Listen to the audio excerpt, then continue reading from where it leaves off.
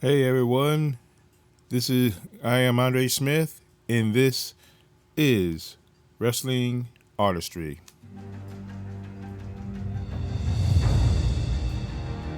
Welcome to Wrestling Artistry.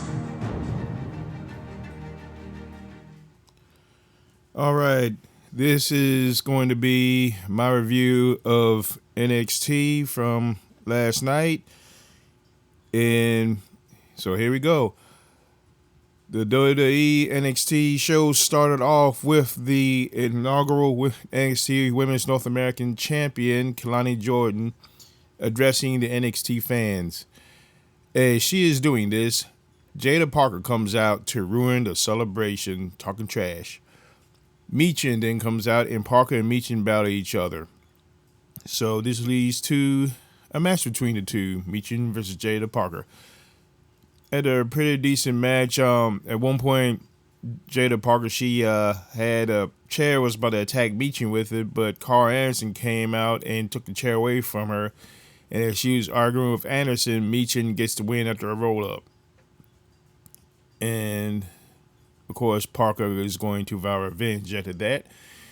Next up, we have a 6-man tag team match as Gallus goes up against Wesley and New Cash Republic. Joe Coffey clotheslines the Lee out of his boots to get the pin. Next up, we have Brenda Reese versus the returning Wendy Chu. Chu has a different take on her previous character, which was basically her running around in her pajamas with a big old pillow, but she looked more happy and colorful and stuff. But this time she has a different, darker character.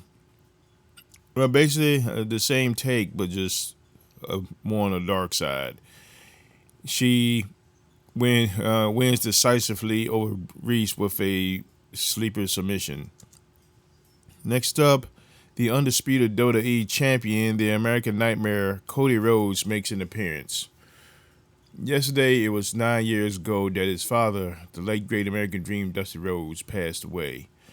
As he addresses his match at Clash at the Castle, the NXT champion, Trick Williams, comes out.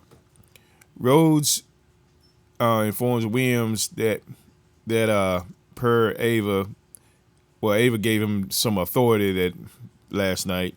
He informed Williams that there will be a 25-man battle royal next week to determine the next number one contender for the NXT championship. Rhodes said some opponents Trick may know, and some are going to be from different locker rooms. Interesting. Next up, we have a Singapore cane match. Oh, before I get to that, Trick did ask Cody a very important question. Was he coming to the barbecue on July 4th? And Rhodes was like, yes. And of course, that got a good pop from the crowd. Moving on, the Singapore cane match is up next when Lexus Key fought Dante Chen. I thought this was actually a pretty competitive match, but then King gets the win after he uses Scepter to deliver the coronation neckbreaker onto Chen.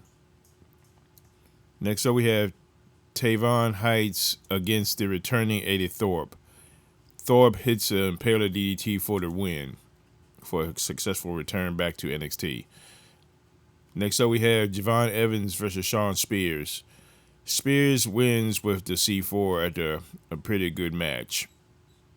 Javon Evans looked impressive in that match, and I think that's going to be a bright future for him.